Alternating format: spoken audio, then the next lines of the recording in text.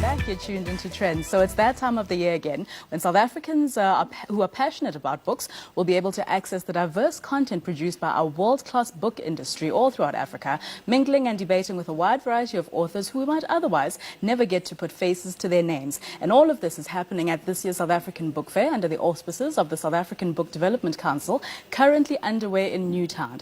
Themed Our Stories, well, hashtag Our Stories, the fair will tackle a diverse range of topics which will hopefully spark constructive debate. That being said, I am joined by Ayobami Adebayo, one of the thousands of authors whose work forms part of the Book Fair lineup. Welcome to Trends. Good morning. Thank you for having me. Yes, good afternoon. It's afternoon. Oh, sorry. Yes, good afternoon. Yes. Has it been a busy week for you? Yes, it has. I actually. can imagine. Okay, so your name? Nigerian. Yes. Okay, and are you based in South Africa or have you literally traveled for the book fair? I've traveled for the book fair. Oh, fantastic. Actually, yes. Absolutely fantastic. So is this your first time at the book fair, or, you know, do you form part of other festivals that happen in South Africa, never mind the rest of the continent? This is my first time in South Africa, but Okay. I was in Cape Town for another book fair. Oh, nice. Earlier in the week before coming down to Okay. Johannesburg. So how is all of this? Is it like, well, how different or how similar are you finding Johannesburg and, or even, well, Johannesburg, Cape Town and Nigeria?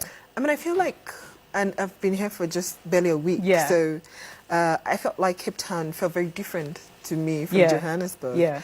I got to Johannesburg yesterday, and it reminded me of Lagos Sure. in many ways. The hustle, the bustle, Yes, the bright lights, the city you that know. never sleeps. Yes. I've heard that about, are you from Lagos?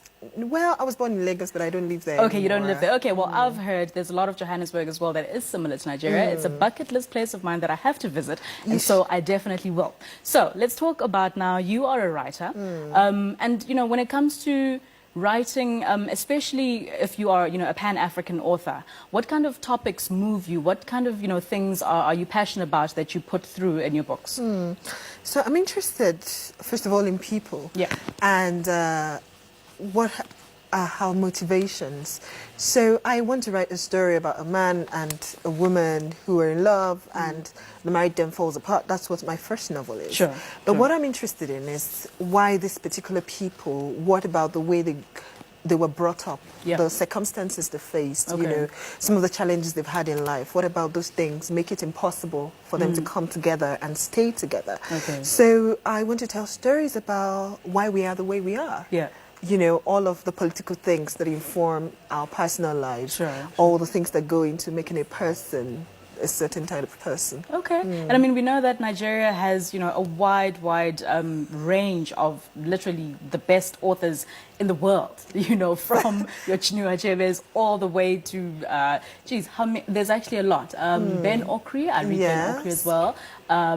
Chimamanda Adichie, yes. Like, there's just a lot. And right now I'm just struggling to bring all of them to, you know, to the top of my mind. But there's a lot. And, you know, writing culture, is it very rife? You know, were you brought up in a kind of family that was very into literature and knowing your history? Because another thing that I think South Africa especially has been very slow on is celebrating who we are, you know, from our tradition to our cultures. It always has to come from the West before, you know, we then say, oh, okay, we are actually cool, we're actually dope. But one thing about Nigeria and, you know, the people, someone once said, it's maybe something in your food, it's something in the air, but if there's one thing that Nigerian people and celebrities and authors do, it's tell their own lives so well. And another thing, the support and belief in each other. Yes, and you're right. I did grow up in a family where people read. And my parents, my mother in particular, when I told her I wanted to read, she was very particular about the kind of influences she wanted me to have. Sure. So she went to the bookshop and bought books by African writers and said, you need to read these people first if you want to write books. Because you need to find yourself and find your own voice and those voices that have come before you. So I think that in Nigeria we have, like you mentioned, a very rich literary tradition. And that is something that I draw on and I think inspires other writers who are coming up. Fantastic. And so you've written as well for the likes of Elle magazine and others, and, you know, like you are, you know, an author as well as in magazines and print and all of that. What do you love the most and what are you looking forward to? And right now at the book fair as well, what are you looking forward to happening this weekend? Yes, I mean, it's a very exciting weekend. It's a great lineup of writers from all over the continent, you know. So that's one of the things that I'm looking forward to, meeting people from Kenya, from places I have not been to.